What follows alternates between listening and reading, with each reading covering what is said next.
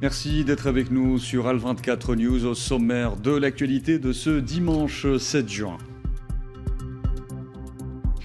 100e jour de la guerre au Moyen-Orient, après des milliers de morts, des millions de déplacés et l'effondrement de l'économie mondiale, les pourparlers de paix sont toujours dans l'impasse.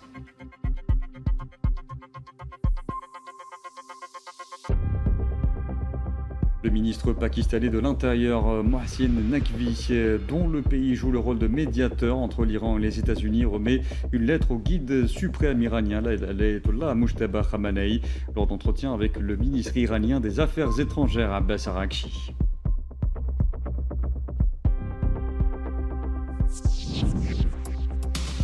L'entité sioniste poursuit son agression génocidaire contre la bande de Gaza, malgré le cessez-le-feu, en ciblant particulièrement les immeubles d'habitation, poussant la population au déplacement forcé.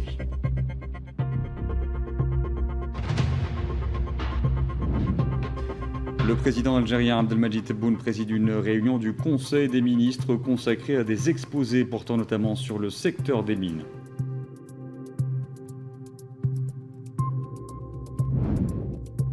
Et puis le président algérien Abdelmadjid Tebboune reçoit au siège de la présidence de la République l'équipe nationale de football avant que les Fennecs ne s'envolent pour la Coupe du Monde 2026 prévue aux États-Unis, au Canada et au Mexique.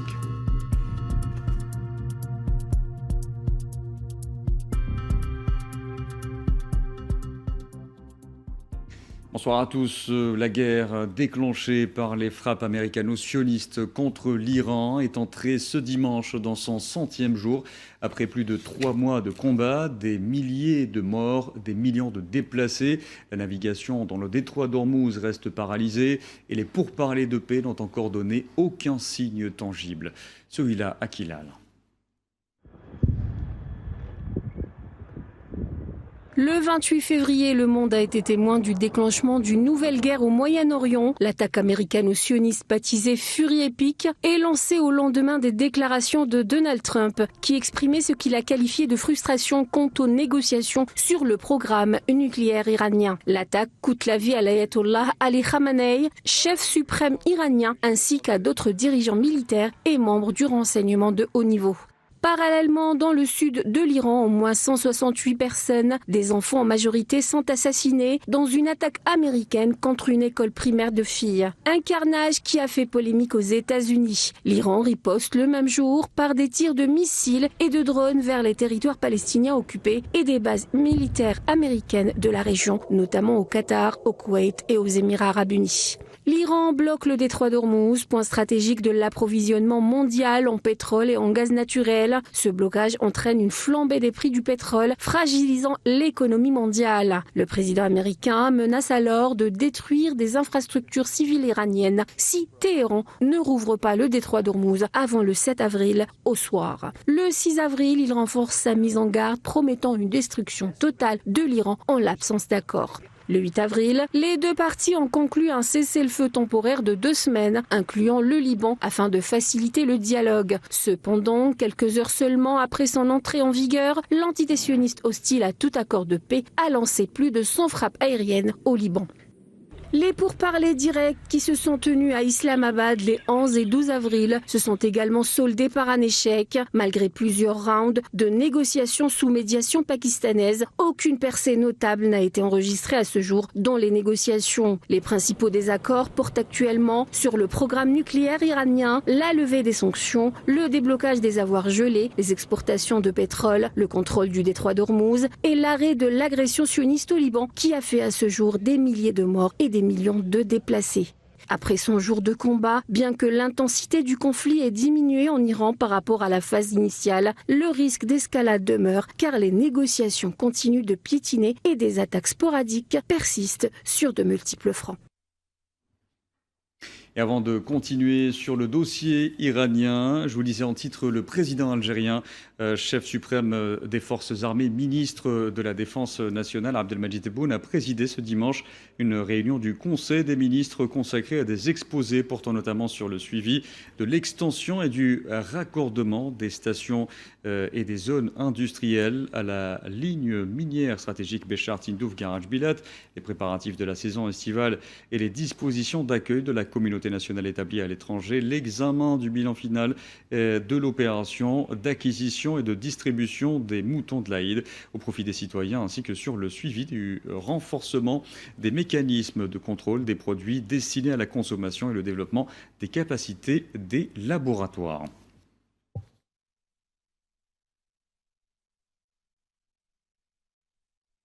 Retour au dossier iranien concernant l'impasse des négociations irano-américaines. De nombreux Iraniens ne se font plus d'illusions. Après les volte-face américaines, certains ont perdu toute confiance quant à une réelle volonté de paix de la part de Washington, dont l'unique but, selon eux, est la soumission de l'Iran.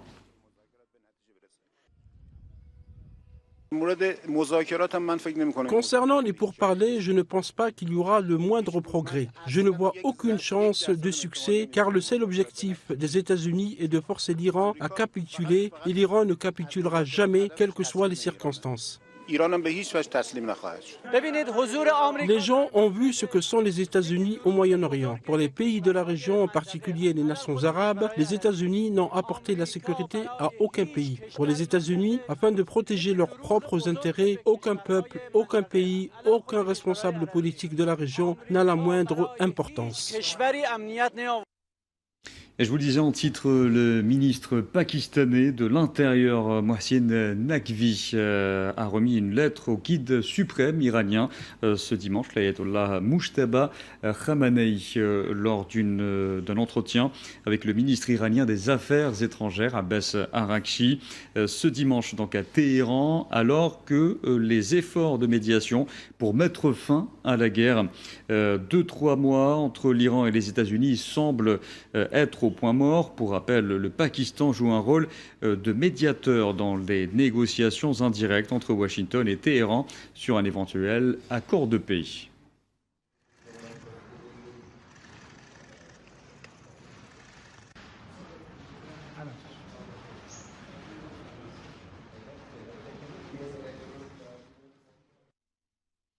Et 3 mois de guerre au Moyen-Orient ont lourdement affecté l'économie mondiale. Le secteur du tourisme n'est pas en reste, particulièrement en Iran, où de nombreuses infrastructures ont été détruites, le trafic aérien paralysé et des millions d'emplois réduits à néant.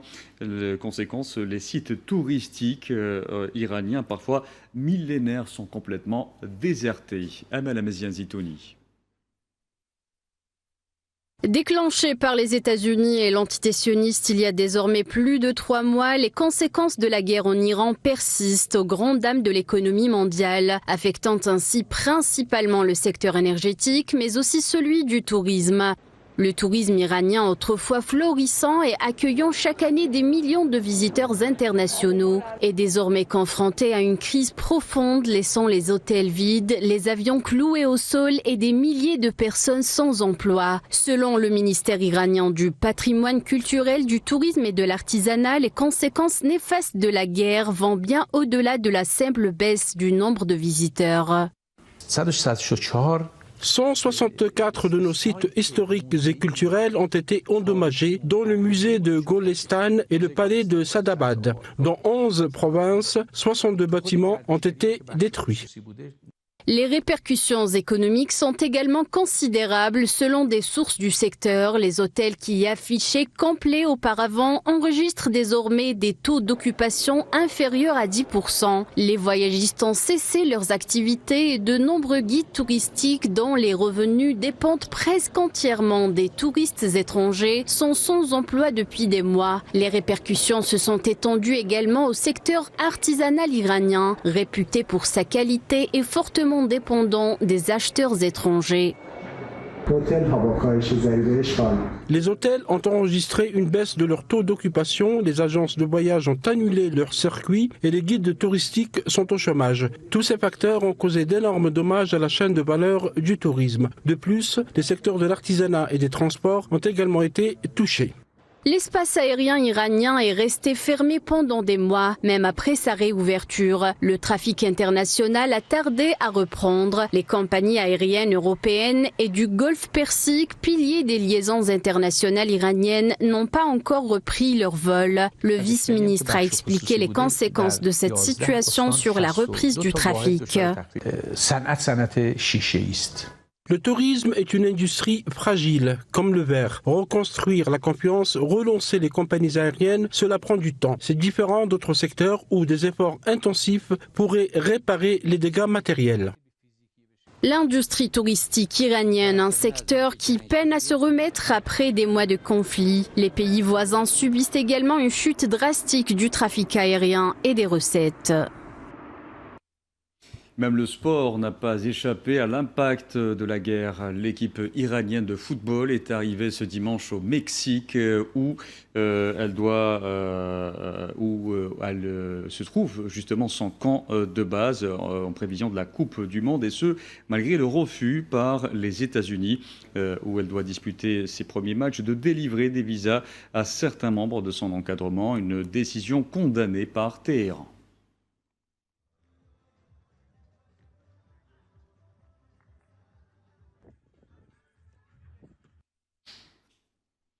L'entité sioniste poursuit également ses exactions au Liban avec de nouvelles attaques dans le sud du pays. Des frappes semblables ont fait hier au moins 14 martyrs, dont 3 membres de l'armée libanaise, notamment dans la région de Nabatieh. Les frappes de l'entité sioniste sur le Liban ont fait depuis le 2 mars 3613 martyrs et 11 072 blessés.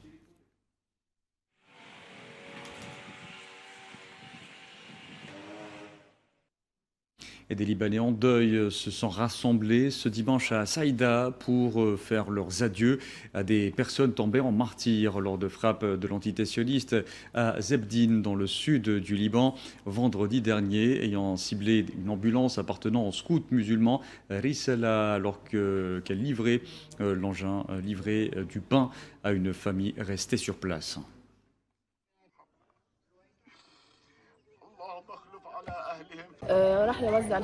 Il était allé distribuer du pain. À peine arrivés, ils ont été touchés par une première frappe, puis leur maison par une seconde. Même le fils de la famille resté sur place est allé les voir et a été pris pour cible par un drone. Cela montre la brutalité de cette agression.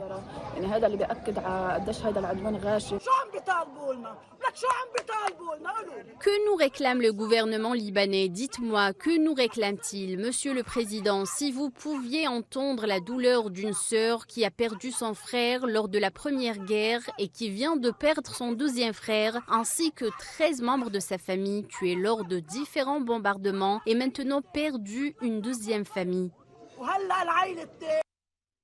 Et dans ce contexte, les secouristes volontaires de la ville de Saïda, dans le sud du Liban, espèrent un cessez-le-feu permanent, car les frappes aériennes sionistes en cours ont causé de lourdes pertes, entraînant de graves pénuries de ressources et poussant les secouristes dans leurs limites.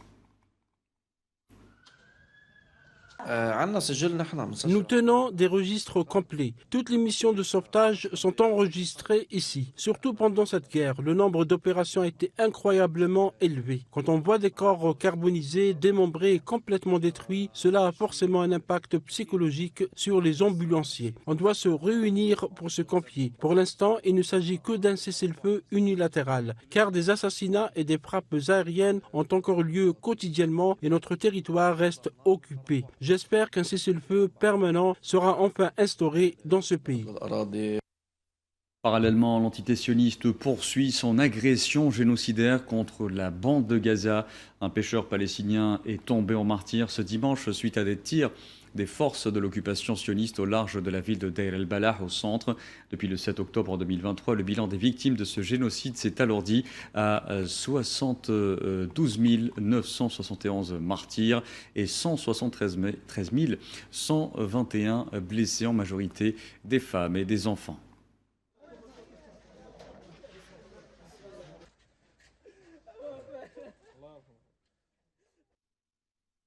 Et des Palestiniens se sont rassemblés ce dimanche à l'hôpital Nasser pour faire leurs adieux à leurs proches victimes d'une frappe sioniste à Khan Younes dans la bande de Gaza ayant visé un poste de police faisant 5 martyrs et 16 blessés.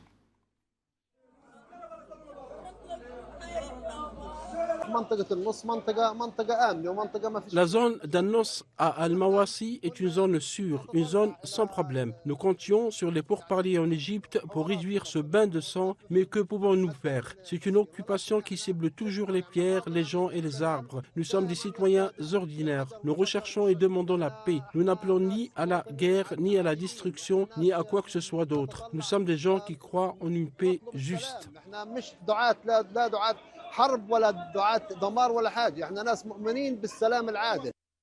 Je vous en parlais en titre. Dans le camp d'El Marazi à Gaza, 2 immeubles résidentiels ont été détruits lors des dernières frappes de l'entité sioniste, dont un immeuble abritant 4 familles, en ciblant ainsi les structures d'habitation. Ces attaques rendent la vie impossible sur place, poussant la population au déplacement forcé. Maria Chouillard.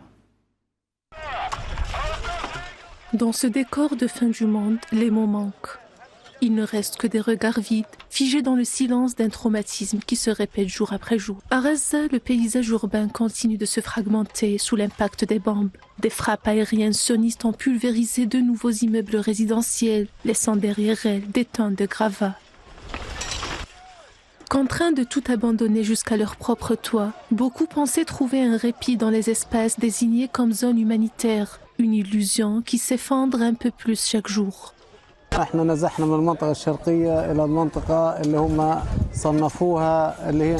Nous avons été déplacés vers ce qu'ils appelaient une zone humanitaire. Nous y vivions comme des êtres humains, mais il est vite devenu évident qu'ils traitaient mieux les animaux que les humains. Nous sommes venus chercher un refuge, mais il n'y a pas de refuge sûr dans la bande de Gaza. La promesse de trêve ou de couloirs sécurisés ne résonne plus que comme un écho lointain pour ces civils. Sous les toiles de plastique, la promiscuité est totale et l'avenir suspendu. Nous vivons dans des tentes, 3 familles de 9 personnes chacune, soit environ 27 personnes. Nous sommes maintenant sans abri. Ils ont parlé d'une trêve, mais c'est faux. Comme vous pouvez le constater, il ne reste plus rien. Combien de temps devrons-nous encore errer avec nos enfants ? Figés contre la tôle broyée d'une voiture rendue une épave, les visages trahissent une réalité devenue visible. Derrière ce décor de débris, un sentiment d'asphyxie et de ciblage systématique domine chez les habitants de Gaza.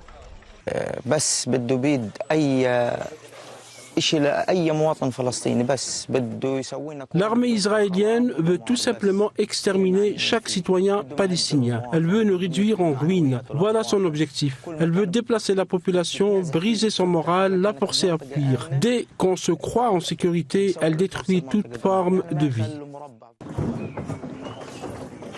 Alors que les bâtiments s'écroulent et que l'espoir d'un refuge finit par être réduit en cendres, les enfants de Gaza n'ont plus que leurs yeux pour pleurer et la chaleur d'un geste pour ne pas sombrer.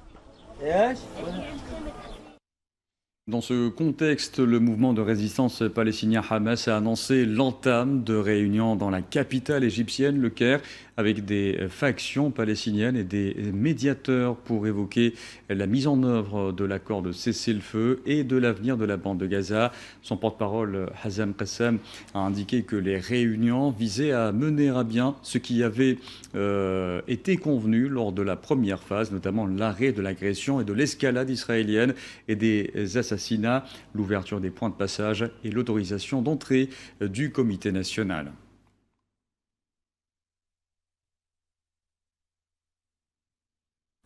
La campagne de Quneitra dans le sud-ouest de la Syrie a été le théâtre ce dimanche à l'aube d'incursions de l'entité sioniste dans plusieurs localités qui se sont soldées par l'arrestation de 5 jeunes hommes, dont 2 mineurs syriens. Des sources locales ont rapporté qu'une force de l'entité sioniste composée d'environ 10 véhicules militaires avait pénétré dans le village de Saïda al-Hanout et a mené des perquisitions dans plusieurs habitations et arrêté un jeune homme originaire du village. Dans le même contexte, une autre force a mené une incursion dans la ville de Jabata al-Khashed, dans le nord de la province de Quneitra.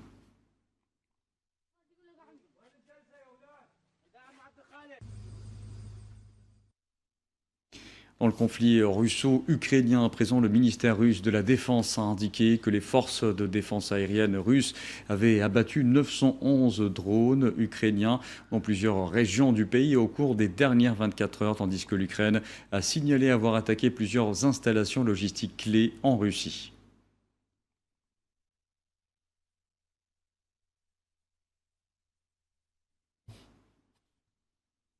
Selon plusieurs diplomates de l'OTAN, les pays membres envisageraient d'accorder à l'Ukraine une nouvelle aide militaire d'une valeur de 70 milliards d'euros.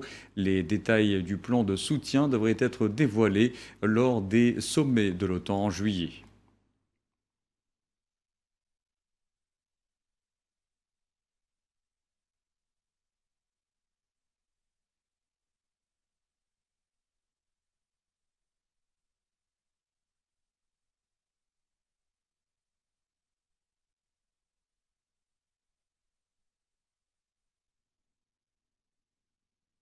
Le président algérien Abdelmadjid Tebboune a reçu ce dimanche au siège de la présidence de la République l'équipe nationale de football qui participera à la Coupe du Monde 2026 prévue aux États-Unis, au Canada et au Mexique du 11 juin au 19 juillet.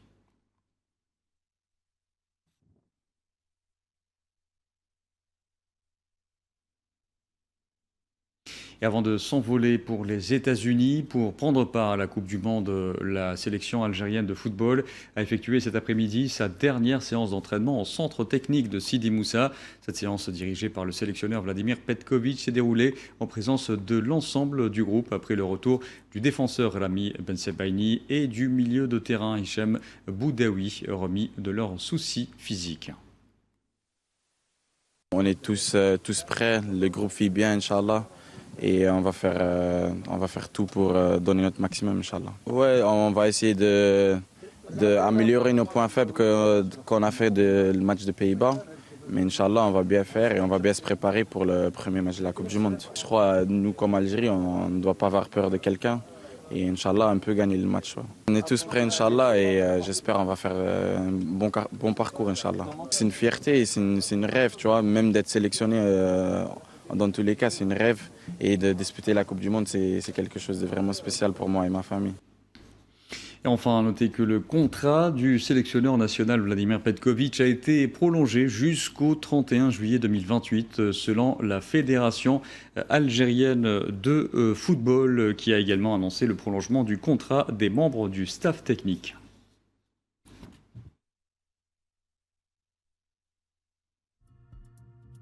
Voilà, c'est la fin de ce journal. Merci à vous de l'avoir suivi. Excellente soirée à tous.